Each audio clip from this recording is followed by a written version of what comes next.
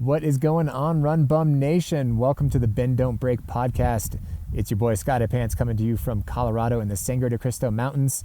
Just had a nice little epic day, doing a little ridge traverse, getting about 8,000 foot of vert. And guess what? I didn't use trekking poles.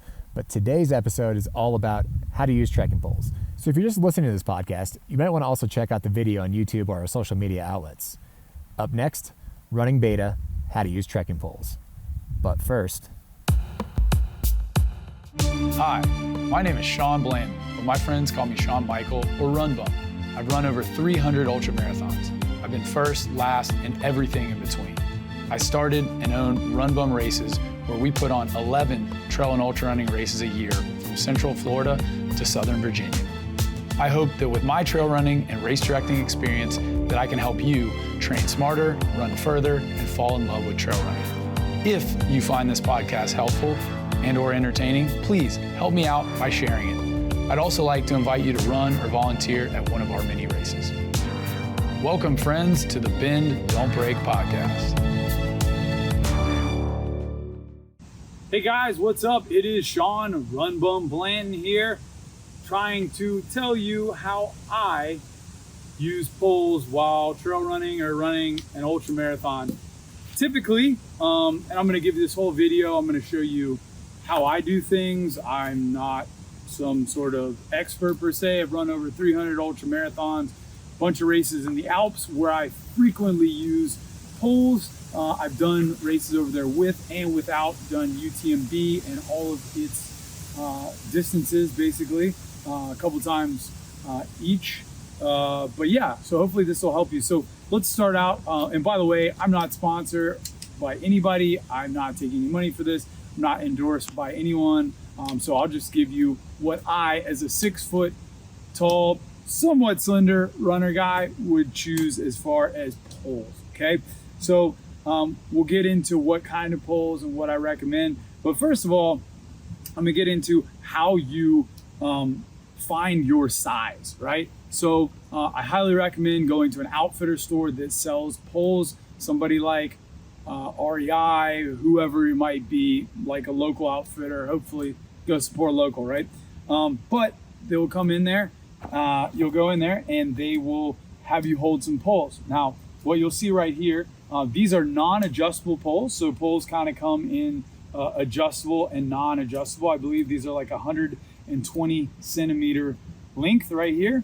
But you want to come in and you want to have about a 90-degree angle to your hand when you're holding it normally, okay? Now these Lecky poles, which I do like, they actually have a glove kind of thing that you wear that is very minimal, that goes in and out, like pops in and out and locks in right there rather. It also has a quick release for that. Anytime I'm going uphill, I just go boom, I pop those in, and it's nice because I don't have to hold this. You don't expend energy gripping. That gets tiring after a while, and I can just kind of go almost like this. It looks funny, but that's pretty much the amount of effort that I have to put into holding that. The lighter way to pull, the less energy using, thus the more efficient. But yeah, again, so when we go to ordering poles, you don't want something that's way up here. That'll be like really kind of awkward. You don't want something that's really low. It'll tend you to bend over, and bending over not only uses your back muscles more, requires that you're kind of doing like a crunch using your core, but also collapses your lungs. You're not able to breathe as well. I know we've all seen people, that British hiking move where everybody's like hands on knees. Well, look what I'm doing. It's like you're collapsing. You can't take a full breath there. So you always kind of want to have something that keeps you upright as you're climbing. Now, people use poles for different things. I highly recommend poles for the following. Now, everyone is different. If you like just using them on every run, every hike, go for it, right? For me personally, I like to do maybe like a quarter to a fifth of my climbing training, uphill training with poles. Everything else, I want to be able to do that on my own legs. Example today, my legs are beat up from running a tempo run and doing some up and down yesterday. So I'm just kind of giving my legs a break, working on my upper body, etc. So I like using them for recovery. Also, very long, hard climbs, okay? So if you're going up 200 feet, I don't really consider that a long, hard climb. I'm talking about 2,500 feet plus in a single climb. That's kind of where I want to use them. Why? It helps me get in a rhythm. It really gives my legs a break. Really serious mountain races. Then on the flip side of that as well, really long distance races as well. It kind of helps you as your core, your legs, everything starts to get beat up. You can kind of lean into these. Now, something that is noteworthy is a lot of races do require that you start and finish with poles if you're going to use them. So make sure you know the rules for whatever specific race that you're doing. But let's say I was doing a 50 miler that had a good amount of mountain up and down. Typically, I'm going to either use poles in the first half or the second half, meaning that I'm either going to put them in a drop bag, have somebody who's crewing me, give them to a friend at an aid station, whatever it might be, okay? But it's like I kind of like doing half of it or more, just with my legs, and then getting into using the poles. It's interesting. Like there's some pros and cons to poles, right? We'll talk about that. Is number one, it's really hard to eat and drink while you have things in your hands. I watch a lot of people get very behind on nutrition and hydration, especially if it's a warm race. So while you're hiking, especially if you have the clip ends, disconnect, put them both in one hand. And another tip is kind of want to find like where the center of gravity is and hold them there. That way you're not fighting. It's just micro movements. But again, ultra running, trail running, it's about efficiency. So over time, fighting that, counterbalancing that will make your forearm tired. Make sure you're switching arms here and there, but free one arm, then you can eat and drink small sips, whatever.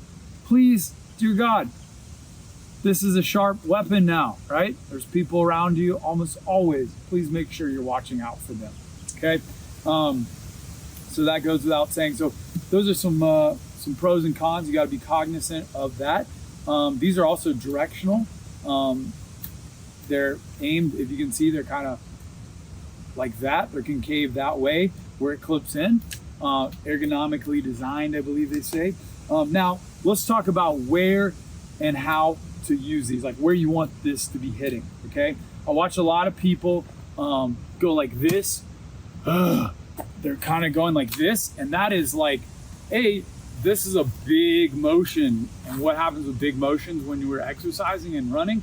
A lot of energy expended, okay? Same with if you didn't have the poles and you're taking big steps.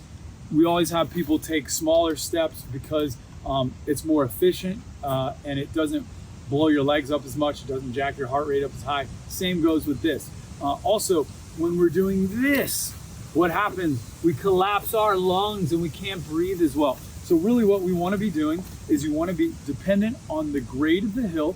We want to be having these slightly aimed down and backwards, okay? We want to think of this as an assist. This is assisting us. It's not pulling us up the hill, it's gently pushing us up the hill. And so basically, I'll show you right now, I want this to be hitting even with my foot or just behind it. And I do not have the straps, the gloves in. Note that I'm not fully weighing in. It's about a 20-30% extra, just little assist, keeping my chest upright. I'm breathing, I'm picking my knees up, and I'm getting in a nice, good rhythm, okay? Now, if you get really steep or really technical, because this is an old road bed, you may actually have to release these, or if you don't have your hands through the loops, and you have to choke down on them, which keeps your arms close to this. Because if you're up here, it's that steep, then you're doing something weird. So sometimes you do that, or even let go of them. Very, very important point of safety is I do use these on the downhill sometime if they're already out. Once I get the poles out, I keep them out, basically. So, because I find it's very cumbersome to kind of be putting stuff up and down. I know some people do that. As a faster runner, I do not enjoy doing that. On the way down, whether you have the clip in or you have the loops that you put your hands through, for God's sake, do not have that clipped in. Do not have your hands in those loops. Why? Okay, I've seen multiple people have very, very serious injuries. I've almost got hurt learning the hard way. Is a lot of times coming downhill, it'll get stuck in a hole. The tip of this will get stuck in a hole, and guess what? All of a sudden, boom, you can crack a rib, your hand won't let go, you'll fall, stuff like that. So just be really careful. Again, good rule of thumb here is we're just trying to add about 20 or 30% power assisting us up the hill. What does that mean far down the line for your race? Really what it translates to is that you're gonna be burning more calories, but you're gonna be saving your legs, and you're gonna be working your full body really. Also like your your arms and everything like that, much more than normal. So then you have to take in more calories. So if you're somebody who has trouble eating or not getting enough calories in, this may not be for you, but it's also something to think about. If you've never run with poles, check them out. I do enjoy these Leckies. I've used some of the Black Diamond ones and some other like off-brand ones as well. They're all great. With poles, you get what you pay for. So something that's more expensive is going to be lighter weight like this. I think I'm assuming some sort of carbon fiber. You got a cork handle here. Yeah, so I highly recommend go into an outfitter store or have a friend that has these, try them, test them out, figure out what you want. Because a good set of these will be about 180 bucks or more. With cheap stuff on Amazon, 50 bucks. Now, I'm here to tell you, don't be a cheapskate. Get some good poles, and buy them from a place you can return them if they don't work for you. I hope this video was informative, and I hope it helps you in your next ultra marathon. Make sure if you're going to use poles at a race that you're practicing with them and training with them every so often, and have fun. If this video helped you out at all with your own training for trail and ultra running, please do me a favor, go follow our social media at RunBum Races on Instagram, RunBum on Facebook. Also, we got a YouTube channel as well. Consider coming to run one of my 11 trail and ultra running races that I put on in the Southeast. As a 300-time ultra runner, I put on races that I designed. So it's ultra races by ultra runners for ultra and trail runners. Hopefully they're as scenic as people describe them. That is the goal, scenic destination trail races. So if this video is cool, share it. If not, that's cool too. Hope to see you guys on the trail wherever you might be running.